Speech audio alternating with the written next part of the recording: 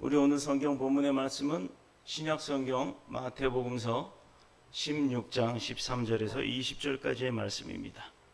마태복음 16장 13절에서 20절까지의 말씀입니다. 제가 가진 성경으로는 신약성경 27쪽입니다. 우리 한 절씩 교독합니다. 예수께서 빌립보 가이사랴 지방에 이르러 제자들에게 물어 이르시되 사람들이 인자를 누구라 하느냐? 이르되 더러는 세례 요한, 더러는 엘리야, 어떤 이는 예레미야나 선지자 중에 하나라 하나이다. 이르시되 너희는 나를 누구라 하느냐? 시몬 베드로가 대답하여 이르되 주는 그리스도시요 살아계신 하나님의 아들이시니이다. 예수께서 대답하여 이르시되 바요나 시몬아 내가 복이 있도다. 이를 내게 알게 하니는 혈육이 아니요 하늘에 계신 내 아버지이시니라. 또 내가 네게 이르노니 너는 베드로라. 내가 이 반석 위에 내 교회를 세우리니 음부의 권세가 이기지 못하리라. 내가 천국 열쇠를 내게 주리니 내가 땅에서 무엇이든지 매면 하늘에서도 매일 것이요 내가 땅에서 무엇이든지 풀면 하늘에서도 풀리리라 하시고 함께 읽겠습니다. 이에 제자들에게 경고하사 자기가 그리스도인 것을 아무에게도 이르지 말라 하시니라. 아멘. 살아계신 하나님의 말씀입니다.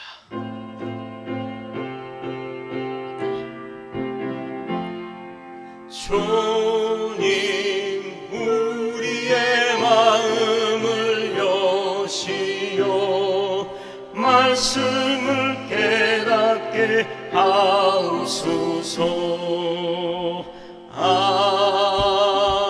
아멘.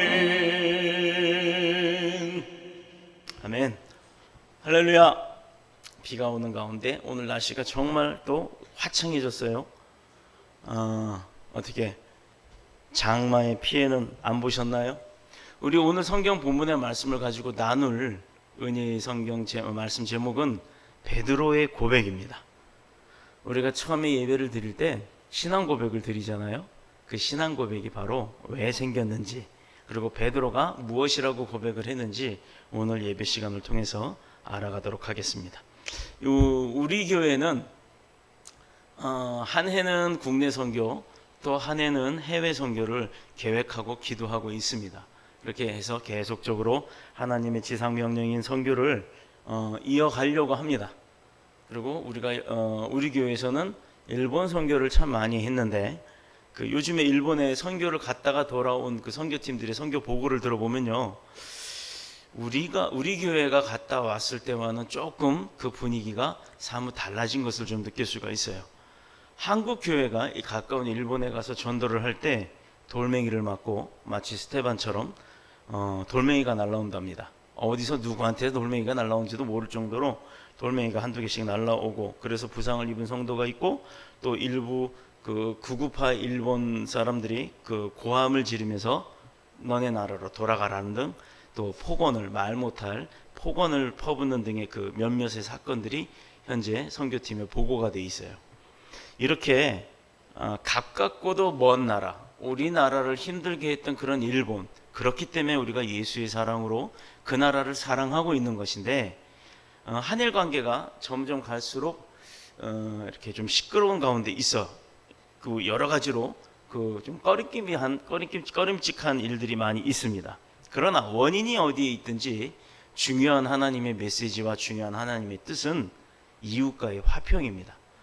그래서 그렇기 때문에 나를 힘들게 하고 나를 억압했고 나를 핍박했지만, 우리나라를 그렇게 했지만, 그럼에도 우리가 일본을 사랑하는 이유는 바로 예수 그리스도의 복음을 전해야 되기 때문인 줄로 믿습니다. 어떻게 보면요, 내 이익과 권리를 찾기 위해서 분노하는 것이고, 또 싸움질하는 것은요 쉬운 거예요. 자기 이익과 권리를 위해서 싸우는 것, 그건 누구나가 할 수 있는 겁니다. 그러나 그럼에도 불구하고 그것들을 다 내려놓고 진정한 예수 그리스도의 사랑을 전하고자 하는 크리스찬의 참된 믿음의 삶은요 아무나 할 수 있는 것이 아닌 줄로 믿습니다. 그런 권리와 이익을 뒤로 미루고 다시 손을 잡고, 또 나를 힘들게 한 그들과의 화평을, 물론 일본뿐이 아니에요, 어디든 마찬가지입니다. 화평을 이루는 것은 결코 쉽지 않은 일이라는 것은 사실입니다.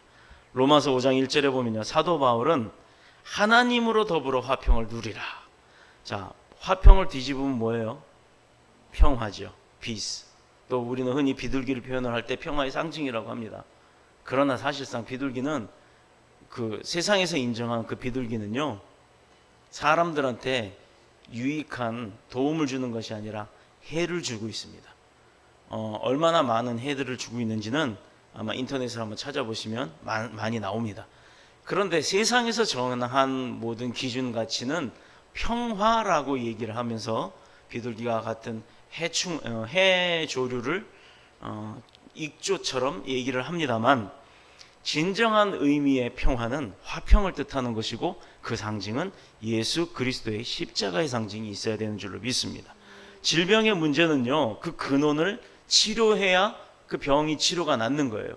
몸속에 손톱 밑에서 염증이 생겨서 골마 터지는데 아무리 이 손톱 위에 약을 발라봤자 아무런 의미가 없습니다. 그럴 땐 손톱을 뽑아내고 그 안에 고름이 있는 부분을 째어서 짜내야만이, 그 아픔을 겪어내야만이 그 상처가 완벽하게 치유가 되는데, 어디든 사회화나 가정이나 또 그런 곳들이 화평을 잃어버리고 근심과 질병 그리고 분쟁으로 가득한 이유가 생겨나는데, 그 이유가 어디에 있다고 생각하세요?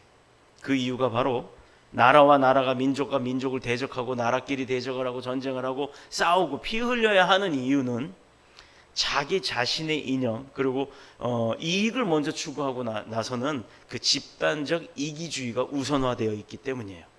무엇보다도 사랑과 화평의 하나님의 그 뜻, 그리고 심지어 예수 그리스도가 누군지도 모르고 또 하나님의 사랑, 또 복음, 이런 것들을 전혀 모르고 있기 때문에, 그런 사랑을 알지 못했기 때문에, 받아보지도 못했기 때문에 그들은 집단적 이기주의 사상을 우선시하게 되는 겁니다. 그분이, 주님께서 우리나라를 위해 또 우리를 위해 헌신하신, 희생하신 그 사랑이요, 그게 얼마나 놀랍고 귀한 것인지를 안다면 한국과 일본, 심지어 한국과 북한, 또 나와 사이가 나쁜 형제, 부모 자녀의 관계, 그 끊어져 버린 부모 자녀의 관계, 이런 것들이 명예나 경제적인 이익 그리고 자기 자신의 유익을 위해서 서로 물고 싸우게 되는 일은 예수 사랑 하나만 있으면 없을 것이라고 저는 믿습니다. 하나님은요, 분쟁이 있는 곳에 화평과 복음을 위해 일하도록 우리를 불러주셨고 길러주시고 또 훈련시키시고 보내주시는 줄로 믿습니다. 오늘의 본문의 말씀은 예수님이 제자들에게 질문을 하면서부터 시작을 해요. 뭐라고 하느냐? 13절에 사람들이 인자, 본인 예수님을 누구라 하느냐라고 물어보셨어요. 언뜻 생각해 보면요, 우리가 대통령 선거 같은 데 나갈 때 보면 그 후보에 나오는 사람들 있잖아요. 그런 사람들이 뭐 신문지나 뭐 인터넷이나 뭐 뉴스나 이런 세상의 언론 가운데 그 여론에 신경을 쓰고 있는 것처럼, 야, 세상 사람들이 나를 뭐라 그러냐, 이번에 경상도 사람들이 나를 뭐 어떻게 생각하고 있냐, 이번에 내가 저 서울 가서 유세를 했는데 그 서울 사람들은 나를 어떻게 생각하느냐 하고 보좌진들에게 물어보면서 자기의 정책과 선거 방향을, 진로를 그렇게 막 바꿔나가는, 연구해 나가는 그런 것과 마찬가지처럼 느껴질 수가 있어요. 사람들이 인자를 누구라 하느냐, 이걸 제자들에게 물어봤단 말이에요.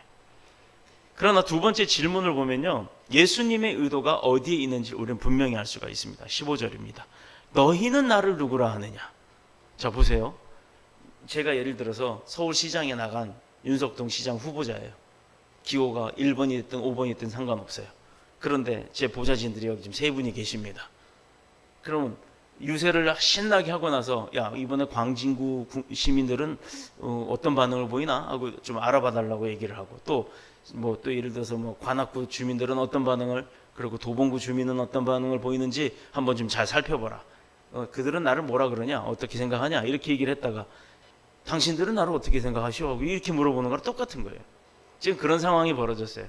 그러면 다른 관중들에 대한 생각과 의견을 물어보시는 것은 대통령 유세나 시장 선거에 나간 사람하고 똑같은 의미가 될 수도 있겠지만, 그것이 아니라는 것이 바로 이 15절 말씀에 나옵니다.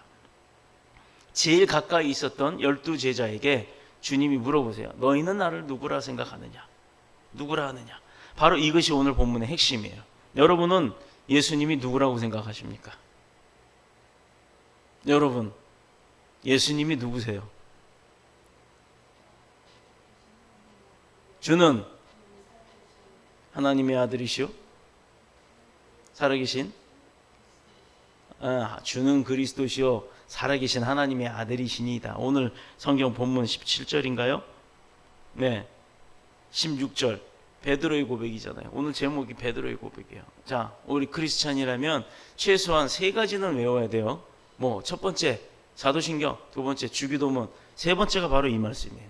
주는 그리스도시요, 주님은, 예수님은 나를 구원하러 오신 구세주이시요 살아서 역사하시는 하나님의 아들이십니다를 우리가 고백할 줄 알아야 돼요. 바로 이 고백입니다. 믿음의 백성들, 참된 크리스찬의 입술에서 나오는 고백은요, 주는 그리스도시요 살아계신 하나님의 아들이십니다 라는 고백이 끊이지 않고 나와야 될 줄로 믿습니다. 마태복음 16장 한 절 더 넘어가요. 17절이에요. 16장 17절. 예수께서 대답하여 이르시되 바요나 시몬아 내가 복되도다. 이 고백을 한 시몬에게, 시몬의 베드로의 원래 이름이 시몬이죠. 그 시몬에게 네가 복되도다라고 고백을 해 주십니다. 칭찬받은 거죠. 주님으로부터 인정받으려고 사는 우리가 이렇게 주님의 칭찬을 받을 때는 얼마나 신이 나겠어요. 자, 마태복음 16장 16절은 주는 그리스도시요 살아계신 하나님의 아들이십니다 라는 고백이었어요. 근데 그 17절은 화답이 왔어요. 주님으로부터의 칭찬입니다. 자, 세상 사람들이 아닌 지금 예수님 곁에 함께하고 있는 이 제자들, 과연 예수님을 어떻게 생각하고 따르는지 그것이 문제였던 거예요. 주님도 궁금하셨던 거예요. 아무리 내 옆에 수종을 들고 추종하며 이렇게 따라다닌다 할지라도 그들 중에 정말로 내 오른팔 왼팔 같은 사람이 몇 명이나 있었겠습니까? 그렇다면 우리는 예수님을 어떻게 생각하고 있으며 예수님은 나에게 무엇인가? 바로 오늘 이 16절의 고백이에요. 주는, 다시 한번 해볼게요. 시작. 주는 그리스도시요 살아계신 하나님의 아들이십니다. 제자들의 입에서 나오는 이야기를 들어보면 어떤 사람들은 세례 요한이다, 엘리야다, 예레미야가 다시 살아 우리에게 나타났다, 아니면 그들과 같은 사명을 띠고 이 땅에 나타난 선지자 중에 한 사람이라고 생각한 모양입니다. 여기 보면 더러되 세례 요한, 더러는 엘리야, 어떤 이는 예레미야나 선지자 중에 한 사람이다, 하나이다. 그래서요 주님이라고 고백한 제자들이 있는 반면에 랍비어라고 한 제자들이 있다는 얘기예요. 이 랍비는 원어가 선생님이에요. 자, 선생님의 뜻이 뭐예요? 먼저 태어나서 많은 지식을 갖고 그걸 날 가르쳐주는 사람을 선생님이라고 말합니다. 그러면 그 선생님이라는 것은 나보다 먼저 나서 지식이 있는 사람은 다 선생님이잖아요. 그런데 주님은 살아계신 하나님의 아들임에도 불구하고 그렇게 인정을 한 거예요. 많은 지식이 있는 자들 중에 하나, 나보다 먼저 태어나서 많은 지식이 경험이 있는 사람, 그 사람 중에 하나라고 생각하는 제자들이 있었다라는 겁니다. 그러나 예수님의 의도는 세상 사람들이 예수님 자신을 어떻게 생각하든지 간에 전혀 관심이 없었다는 거예요. 세상 사람들은 나를 뭐라고 하느냐? 그거는요, 너희는 나를 어떻게 생각하느냐? 그걸 묻기 위한, 핵심을 묻기 위한 전조 질문이었어요. 자, 전혀 세상의 그 사람들의 생각은 관심이 없었고 제자들의 생각을 알고 싶어 하셨던 겁니다. 그래서 나온 대답 중에 하나가 베드로의 신앙 고백 16절 말씀이에요. 주는 그리스도시요 살아계신 하나님의 아들이시니이다. 이런 고백을 들으신 주님은 베드로를 칭찬하셨고 그를 축복하셨습니다. 와, 이거 얼마나 신나요. 우리는 목사들을 통해서 목사의 축도를 받고 축복 기도를 받습니다. 그런데도 축복이 오잖아요. 그런데 당사자인 예수님의 축복을 직접적으로 받으면 이건 진짜 할렐루야를 넘어서 놀렐루야가 될 거예요. 이것은 베드로의 고백은요 정말로 놀라운 고백입니다. 이거 누가 생각했겠어요? 주는 그리스도시요 나를 구원하러 오신 분이시요 인정했어요. 그리고 돌아가신 분 아니에요. 예전에 돌아가셔서 지금 안 계신 하나님이 아니라 지금도 살아서 역사하시는 내 옆에 계시는 그런 하나님의, 그런 권능의 하나님, 전능하신 무소불위의 하나님의 아들이 당신이요 라고 고백을 했으니 100% 정확하게 알고 있는 거죠. 자, 산수를 잘하면 분수를 알아야 되고 국어를 잘하면 주제 파악을 잘해야 된다고 하네요. 마찬가지로 예수 그리스도에 대한 주제가 무엇인지, 그가 누구인지를 정확하게 베드로는 꿰차고 있었다는 얘기, 알고 있었다는 얘기입니다. 왜냐하면 그는 예수님 안에 있는 하나님의 아들로서의 그 신성스러움을 알고 있었고 봤다는 얘기입니다. 사람들이 예수님을 가리켜 요한, 엘리야 뭐 이렇게 하는 것은요, 그들은 예수 그리스도라는 존재는 알았지만 그분 안에 있는 그 신성스러움을 보지 못했다는 것입니다. 지금 우리로 말하면 영성이라고 얘기를 하죠. 저 사람이 영성이 있어 없어는 믿음을 갖든 안 갖든 웬만한 사람들은 다 알게 돼요. 그건 사람들의 영성이고, 우리 신성이라는 것은 영성과는 다른 겁니다. 그 영성을 주장하고 관리하는 분이 신성을 갖고 있는 거예요. 자, 예언자 정도의 수준이나 또 병들고 가난한 불쌍한 사람들을 돕기 위해서 오신 성인 군자쯤으로 생각했지 하나님의 아들인 줄을 몰랐던 겁니다. 바로 이것이 사람들의 생각의 한계였어요. 어쩌면 우리 믿음을 갖고 교회를 다닌다고 하는 사람들, 교인으로서의 삶은 이렇게 한계가 있는지도 모릅니다. 이제는 우리 모두가 그 교인의 단계를 넘어서 참된 백성, 제자, 그리고 성도의 삶을 살아야 될 줄로 믿습니다. 당시 종교 지도자들처럼 하나님을 믿으면서도 저주와 고통 속에서 빠져나오지 못한 사람들이 많았어요. 그게 헤어나올 수 없는 것이 바로 그런 예수님을 보고도 그가 하나님의 아들인 것을 깨닫지 못했기 때문입니다.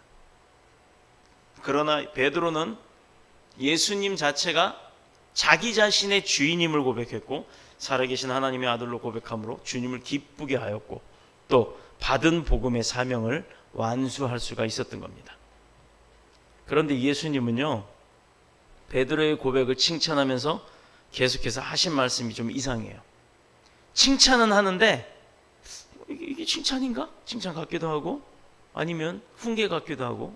자, 봅시다. 17절입니다.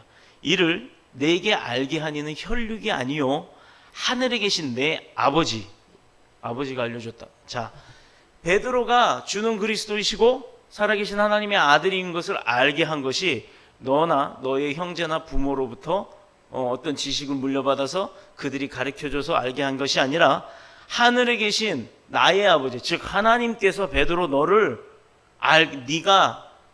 내가 예수 그리스도인 내가 그리스도요 하나님의 아들인 것을 알게 했다.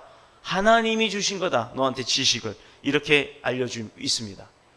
다시 말해서 사람들이 예수님을 고작 선지자 중에 하나나 성인 군자라고 생각했을 수밖에 없던 그 상태에서 살아계신 하나님의 아들로 볼 수 있는 영적 통찰력이 베드로 자신이나 그의 조상 내력에 의한 것이 아니라 위에 계신 하나님의 축복으로, 은혜로 알고 깨닫게 해주셨다는 말씀이에요. 인간이요, 아무리 많이 배우고 학위를 많이 받았어도 지혜롭고 뛰어난 능력이 있다고 해도 스스로 깨달아서 하나님을 알 수 있는 능력은 없다라는 겁니다. 자, 우리가 예수 그리스도를 알게 되고 그 전에 또 하나님을 알게 된 것은 무엇을 통해서예요? 하나님의 말씀을 통해서입니다. 누가 가르쳐줘서가 아니에요. 또 목사가 아무리 유능한 병도 고치고 안진병도 일으키고 하는 그런 목사가 와서 가르쳐준 게 아니란 얘기입니다. 하나님이 누구시고 예수 그리스도가 누구신지는 바로 이 약속, 언약의 말씀, 이 하나님의 말씀을 통해서 우리가 배우게 된 거예요. 즉 하나님이 가르쳐 주신 거라는 거예요. 내가 누구라는 걸. 하나님 스스로가 내가 누구요? 내 아들 예수는 누구라는 것을 우리에게 이 말씀을 통해서 가르쳐 준 거란 얘기예요. 목사나 교회에서 가르쳐 준 게 아니라는 얘기입니다. 이것은 우리가 정확하게 깨닫고 살아야 될 이유 중에 하나입니다. 교회 가면 축복받는다? 축복받지요. 그러나 교회만 간다고 축복받는 건 아니에요. 교회만 다니는 사람을 교인이라고 얘기합니다. 교회에 왔다, 예배드렸다, 밥 먹고 가는 사람. 그런데 여기서 한 단계 믿음이 심어져서 더 나아가는 사람은요, 성도라는 사람, 성스러운 길을 가는 백성, 성도의 길을 가는 백성으로 바뀌어집니다. 그는요, 교회에 오면 말씀의 은혜를 받고 말씀 가운데 주님을 만나게 돼요. 그래서 내가 변화가 되고 자기 자신을 되돌아보게 되는 은혜가 생겨나는 겁니다. 그래서 주님이 나를 돕고 계신다는 걸 깨닫게 되고요, 그 다음엔 감사할 줄 알게 되는 거예요. 이제 감사 단계까지 올라간 사람은요, 성도에서 또 한 단계 넘어가서 주의 제자가 됩니다. 제자로서의 삶은요, 섬김과 봉사 그리고 사랑을 나누는 삶을 갖는 거예요. 이렇게 교인으로서, 성도로서, 백성으로서, 제자로서의 삶을 거쳐나가 그 다음엔 종의 단계까지도 가는 거죠. 주님이 쓰시는 일꾼, 바로 주의 종의 단계까지 가시는 분들이 바로 그런 거예요. 그는요 목숨을 걸고 사역을 합니다. 그 목숨 자체 주관은 하나님께 있기 때문에 그것을 죽는 것을 두려워하지도 않고 선교도 가고 이방 민족들을 또 복음을 전하러 가기도 하는 거예요. 근데 세상 사람들은 뭐할러 그렇게 죽을 거 뻔히 알면서 세상 시끄럽게 거기를 선교하러 가느냐 이렇게 이야기하는 분들이 있죠. 그들은 하나님을 모르기 때문이에요. 심지어 교인이라고 하는 사람들 중에도요 손가락질하는 분들이 있어요. 그분들은 하나님 100% 모르는 사람들입니다. 자, 인간이 아무리 지혜롭고 뛰어난 능력이 있다 하더라도 스스로 깨달을 수 없는 것은, 능력이 없는 것은 하나님께서 능력을 베푸시기 위함이에요. 그래서 주신 것이 두 가지가 있어요. 첫 번째, 일반 은총으로서의 계시. 것 번째는 일반 은총, 그냥 일반적인 은총, 은혜로서의 계시가 있습니다. 로마서 1장 19절에 보면 이는 하나님을 알만한 것이 그들 속에 보임이라 하나님께서 이를 그들에게 보이셨느니라 이렇게 되어 있어요. 이것은 세상의 모든 만물을 만드신 창조주 하나님을 느낄 수 있도록 피조물, 하나님이 만드신 것들을 통해서 하나님 자신의 능력이나 그 신성을 계시하고 계셨다는 사실이에요. 그래서 로마서 1장 20절에 보면요, 그의 영원하신 능력과 신성이 그가 만드신 만물에 분명히 보여 알려졌나니 그러므로 그들이 핑계하지 못할지니라. 분명한 것은 인간이 만물을 통해 하나님을 알도록 그렇게 창조하셨다는 거예요. 세상을 창조하신 목적이 인간을 통해 하나님이 하신 일을 알게끔 깨닫게끔 하기 위해서라는 얘기예요. 그런데 왜 사람들이 하나님을 알지도 믿지도 않고 그에게도 가까이 오려고 하지도 않느냐? 의도적으로 더 심하게 그러죠. 사도 바울은 이 이유를 인간의 미련한 마음과 더러운 정욕 때문이라고 했습니다. 자, 미련한 마음은요 배워서 깨치면 돼요. 그러나 자기의 욕심, 정욕은요 버리기가 쉽지 않아요. 내가 하고 싶은 거 하지 말라고 하는데 그거 버리고 주님의 길로 주님 만나러 가려고 하는 사람들이 있을까요? 자, 분명히 얘기합니다. 교회에 오면 술 먹지 마세요. 담배 피지 마세요. 그럼 아내들은 좋아한대요. 남편들 교회 가면 술, 담배 끊어야 되니까. 그런데 어디서도 술, 담배 끊으란 말 한 적 없어요. 교회에서 술, 담배 끊으라고 안 해요. 암암리에 묵시적으로 본인들이 스스로 교회 다니는 사람들은 깨끗하게 살아야 하니까 더러운 거 먹고 마시지 말아라 라고 하면서 스스로 끊자고 얘기를 하는 거지 누가 교회에서 술, 담배 먹지 말라고 했나요? 그렇다고 저는 술, 담배 먹으라는 얘기하는 게 아니에요. 그래서 여성분들이 교회 많은 건가요? 남성분들이 교회를 안 오고 천주교회는 신나게들 가는 이유가 거기는 술, 담배를 먹어도 아무 소리 안 하니까, 죄라고 생각 안 하니까, 예배 전에 고백하고 회개 기도만 드리면 끝나는 걸로 생각하니까. 자, 봅시다.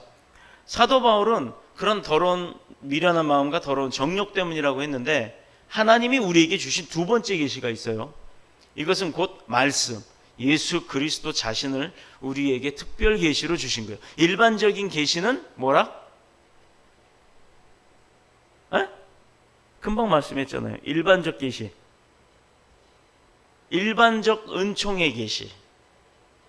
그 다음에 두 번째가 예수 그리스도를 주신 특별 계시. 자, 구약시대 사람들에게는요 계시된 말씀, 그러니까 이 예언이죠. 하나님이 예언, 이렇게 될 것이다, 그 말씀을 통해서 앞으로 오실 구세주 메시아를 바라보게 만들어 놨어요. 그래서 구약 사람들은요 나를 구원하, 그렇게 힘든 노예 생활을 하면서도 히브리 사람들은 구세주 메시아가 오실 거라는 그 희망과 소망만을 갖고 살았어요. 그런데 왜 그런 희망을 갖게 됐어요? 하나님이 어떤 분인지를 알았기 때문입니다.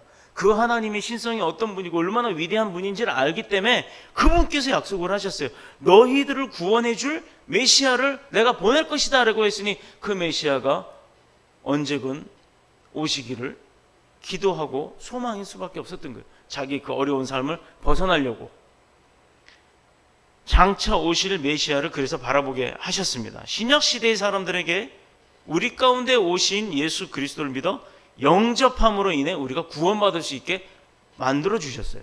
이제 그 구약 시대의 예언이 신약 시대 예수 그리스도를 통해서 이루어졌습니다. 그렇죠? 아멘? 그래서 우리가 예수 그리스도를 믿음으로 말미암아 이미 우리는 천국 들어가는 티켓을 확보해 놓은 거예요. 다만 1등석인지 2등석인지는 그거는 여러분들의 믿음의 분량입니다. 얼마만큼 주님을 섬기고 주님의 뜻대로 살아가는지에 따라서 그 좌석이 바뀔 수가 있어요. 자, 이런 구원의 은혜를 감사하며 이 구원을 주님이 다시 오실 때까지 재림하는 초림 때 오셨다가 십자가 달려 승천하셨죠? 부활하시고 승천하셨죠? 이제 재림을 통해서 약속의 마지막 약속 때 심판의 날에 그 재림하실 때까지 흔들림 없이 우리가 지키고 세우도록 하는 것이 바로 우리 이 신앙 고백이에요. 그래서 예배 전에 신앙 고백을 고백하는 겁니다. 전능하사 천지를 만드신 하나님 아버지를 내가 믿사오며 그 외아들 우리 주 예수 그리스도를 믿사오니. 이것을 왜 하는지 주문이 아니에요. 이것은 내가 그 내용을 잘 보면 어떤 내용인지 그 내용을 고백하게 되는 겁니다. 자, 우리는 대부분의 예배에서 사도신경을 통해 삼위일체의 하나님을 향한 신앙 고백을 하고 있어요. 우리 함께 이 신앙 고백을 천천히 뜻을 음미하면서 다시 한번 읽어보도록 하겠습니다. 자, 보겠습니다.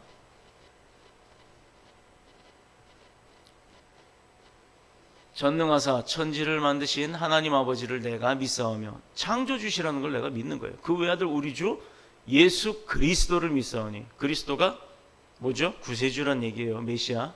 그가 예수가 구세주라는 것을 믿고 이는 성령으로 잉태하사 인간의 육체적 삶을 통해서 뭐 번식에 의해서 태어난 분이 아니라는 거예요.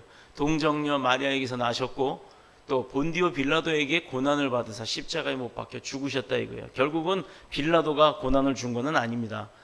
유대 그 지도자들이 그렇게 모함을 한 거였죠. 근데 빌라도가 십자가에 달아라라고 명령을 했기 때문에 그 의미로 얘기를 하는 거예요.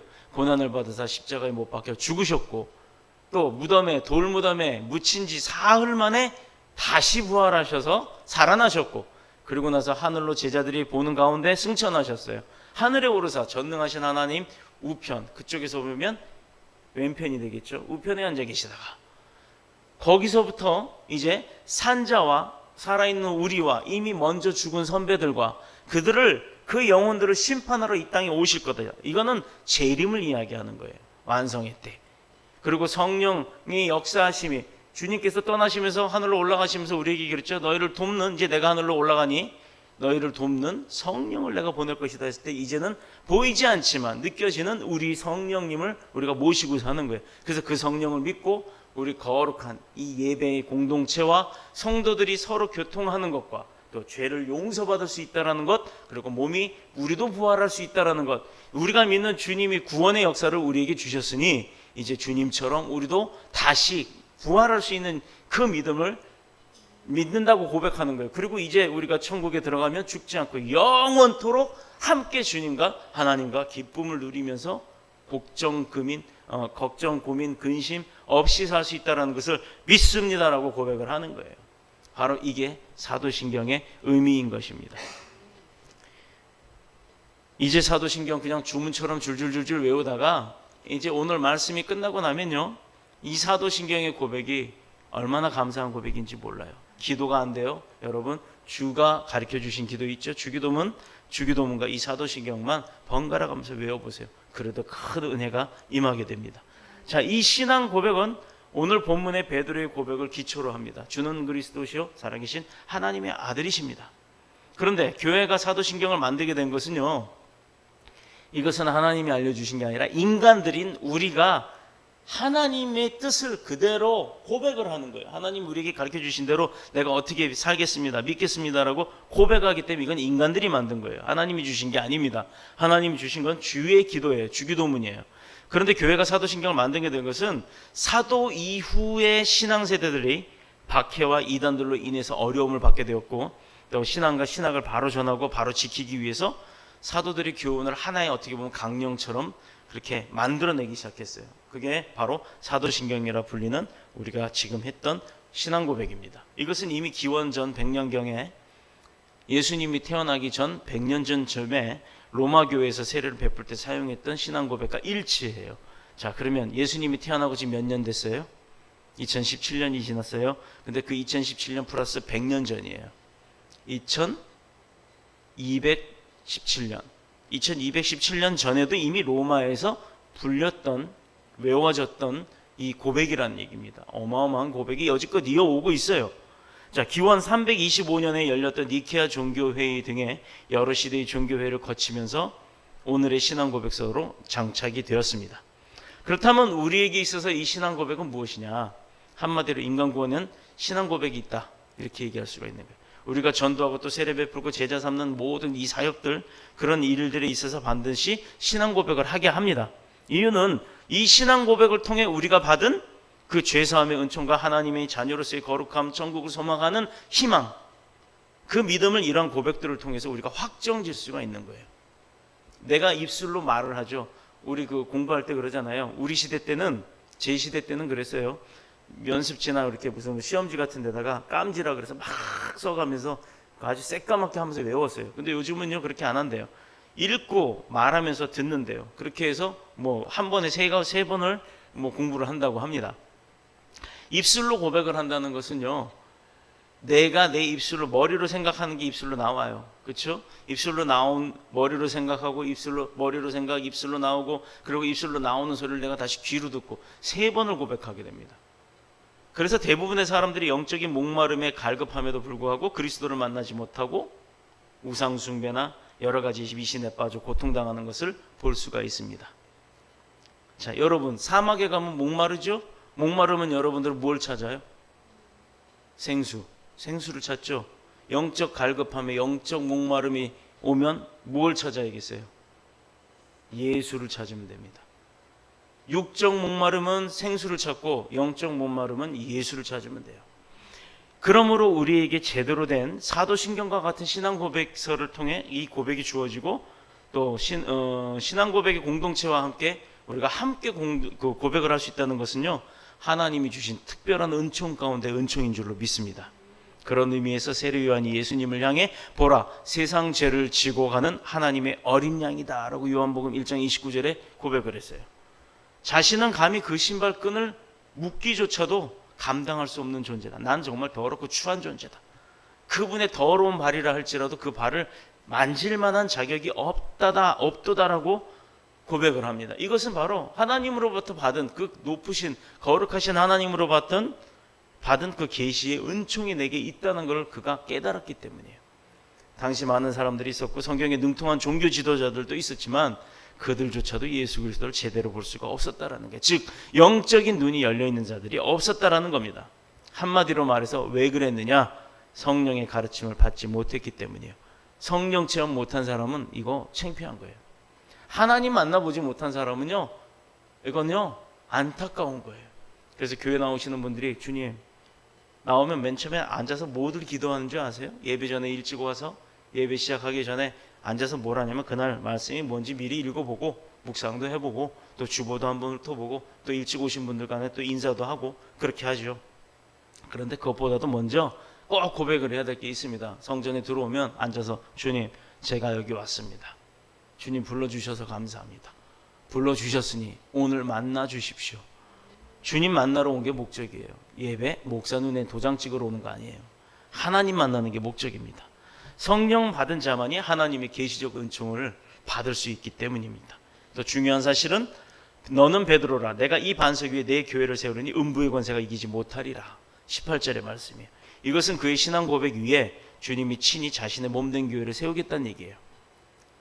자, 이 말씀은 우리 교회 설립 예배 때 위원으로 오셨던 목사님께서도 축복하신 말씀 중에 하나입니다. 다시 말해 이것은 되게 중요해요. 잘 들어보세요. 베드로를 교회의 우두머리로 삼거나 베드로에게 교회의 모든 권한을 위임한다는 천주교의 잘못된 해석이 아니라, 천주교는 그렇게 해석을 하죠. 그가 고백한 이러한 신앙 고백 위에 주님의 몸된 교회를 세우시겠단 말이에요. 여기서 반석이라고 하면 원문에 보면요 3인칭으로 표현이 되어 있는데, 이 반석이 베드로 개인을 말하는 것이 아님을 알 수가 있습니다. 그런데 우리가 반석 위에 내가 교회를 튼튼히 짓겠다? 그런데 우리가 여기서 분명하게 짚고 넘어가야 될 사실이 뭐냐? 그것은 신앙 고백이 없는 교회는 주님의 몸된 교회가 아니라는 사실이에요. 지상의 모든 교회는 예외 없이 예수 그리스도를 하나님의 아들로 믿고 그를 나의 구주로 섬기고 또 믿고 고백합니다. 그러나 이 신앙 고백에 의해서 반드시 세워져야만 되는 것이 오늘 본문의 내용이잖아요. 그러므로 교회는 어떠한 경우가 있어도 개인의 사유가 되면 안 됩니다. 두 번째, 분쟁의 대상이 돼도 안 돼요. 세 번째는 더더욱이 세속화가 될 수가 없는 겁니다. 이럼에도 일부 교회가 이 사실을 묵과하고 자신의 교회처럼 사유화하고 또 아들에게 세속하는 과오를 범하고 있다는 거예요. 오늘 성경 본문의 말씀대로라면 이렇게 진행되었던 교회들은 교회가 아니란 얘기예요. 아무리 크면 뭐고 아무리 유명한 목사가 있으면 뭐합니까? 하나님의 말씀조차도 지키지 못하는데. 교회의 주인은 베드로가 아니고 우리 중에 그 누구도 아니란 얘기예요. 즉 목사인 제 것도 아니란 얘기입니다. 오직 교회는요 주님의 피값으로 샀고 그 거룩한 피값으로 세워진 것이기 때문에 교회는 주님의 몸이요 주님의 소유이며 또 주님께 속한 믿음의 공동체가 되어야 되는 걸로 믿습니다. 그러므로 우리가 알 것은 내 교회를 세우리니라는 말씀을 기억해야 될 줄로 믿습니다. 내 교회는 예수님께 속한 교회입니다. 즉 예수님이란 얘기예요. 이거 그 세운다는 말은 원문에 보면요 그러니까 주님께서 세울 것이다라는 미래 진행형이에요. 우리 영어로는 동명사 ing라 그러나요? ing 맞나요? 뒤에 뭐 ing 하고 붙으면 진행형이라고 얘기를 하잖아요. 그렇다면 뭐라 그래야 돼요? 세우다가 무슨 뜻이에요? 세우다가 뭐예요? 빌딩이라고 하나요? 빌딩. 그러면 빌딩은 짓고 있다라는 건물인가요? 그러면 짓고 있다라는 것은 계속 짓고 있다라는 의미. 글쎄 제가 영어 성경을 보질 않아서 그건 잘 모르겠는데 좌우지간 계속해서 세워 나갈 것이다라는 의미의 미래형으로 되어 있다라는 사실이에요. 이것은 교회의 설립자가 예수님이고 그 주인 또한 누구라? 예수님이라는 것이 강조되는 부분입니다. 건물이 만들어져 있죠. 그 건물을 계속 증축합니다. 또 증축합니다. 영국에 가면요 지금 100년 동안 건물을 짓고 있는 성당이 있어요. 아직까지도 그게 완성이 안 됐어요. 근데 얼마나 아이러니해요. 100년 동안 성당을 짓고 있는데 이미 100년 전에 진 건 보수하고 있는 거예요. 보수를 하면서 새 걸 계속 짓고 있어요. 온전한 믿음의 신앙 고백 위에 세워진 교회는요 분명 예수님의 교회인 줄로 믿습니다. 예수님의 몸이요 예수님의 소유인 줄로도 믿습니다. 그래서 우리 교회의 캐치프레이즈가 뭔지 아세요? 우리 교회 캐치프레이즈 슬로건 말고 캐치프레이즈. 주보를 한번 보실까요? 뒷면 교회 소식 봅니다. 교회 소식 옆에 봅니다. 빨간 글씨로 되어 있죠? 자, 시작하면 한꺼번에 읽습니다. 시작. 예수만 말하고 예수만 전하는 교회. 이게 우리 교회의 캐치프레이즈예요. 우리 교회는 주인이 누구다? 예수님이다. 그러니까 주인 자랑하는 겁니다. 예수만 말하고 예수만 전하면 돼요. 그게 하나님의 뜻이에요. 그렇다면 베드로의 바른 신앙 고백을 통해 나타난 결과는 첫 번째, 음부의 권세가 이기지 못하는 교회. 자, 세상을 이깁니다. 사탄도 이깁니다. 그래서 우리 교회가 예배 중에 드리는 기도, 그리고 우리가 작정해서 드리는 기도의 응답이 빠른 거예요. 여지껏 우리 교회 응답 못 받으신 분이 있나요? 심지어 못 갈 곳을 가는 아이들도 있었어요. 내 성적 갖고 내 실력 가지고는 여기 고등학교 못 가요, 이 대학교 못 가요 라고 했음에도 불구하고 다 갔어요. 그게 하나님의 은혜지 사람의 능력입니까? 그런데 이 말씀을 뒤집어 생각해 보면요 답이 나옵니다. 음부의 권세가 이기지 못하는 교회가 바로 예수 그리스도가 함께하는 교회, 예수 그리스도를 주인으로 섬기는 교회입니다. 근데 이거 뒤집으면 어떻게 돼요? 경우에 따라는 교회 중에는 음부의 권세를 이길 수 없는 교회가 있다라는 거예요. 그 교회가 어떤 교회예요? 목사가 주인인 교회, 아들한테 세습하는 교회. 이게 교회입니까? 어느 한 개인이나 집단의 사유물로 전락한 교회가 바로 그런 교회란 얘기예요. 교회가 세상의 기업이 아니고 또 그렇게 기업처럼 더러운 이익을 위해서 변신하는 경우가 있다라는 거예요. 교회는요 퍼주는 곳이 맞아요. 그래서 성도들은요 내가 받은 은혜가 있기 때문에 하나님 앞에 드리고 또 그 받은 그 생겨난 그 모든 물질들이 목사 배부른 데 쓰는 게 아니에요. 목사 월급 받는 게 중요한 게 아닙니다. 목사 월급 없으면 어때요? 그래도 먹고 살아요. 우리 교회 보세요. 저는 월급이 없어요. 원래도 월급이 없었습니다. 그런데 굶는 거 봤어요? 좋은 차 타고 다니죠? 좋은 건물 있죠? 얼마나 좋아요? 성전도 크죠? 성도 없어도요 저는 예수님 있기 때문에, 하나님 있기 때문에 얼마나 행복한지 몰라요. 찬양할 때 저 목사는 뭐야? 몇 명 앉지도 않았는데 혼자 신났어? 아니요, 주님하고 함께 있기 때문에 신나는 겁니다. 그런 걸 알고 계시는 저와 여러분들이 있기 때문에 몇 명이 안 돼도 저는 그래도 신이 나는 거예요. 이런 교회는 음부의 권세에 의해 삼킴을 받습니다. 어떤 교회가? 세속화되어 있고 세습하는 교회. 이름은 그리스도의 교회이지만 이미 음부의 권세에 짓눌려 있다는 거예요. 힘없고 무능력한 교회예요. 그러니 세상 사람들한테 알려지는 행사만 잔뜩 하죠.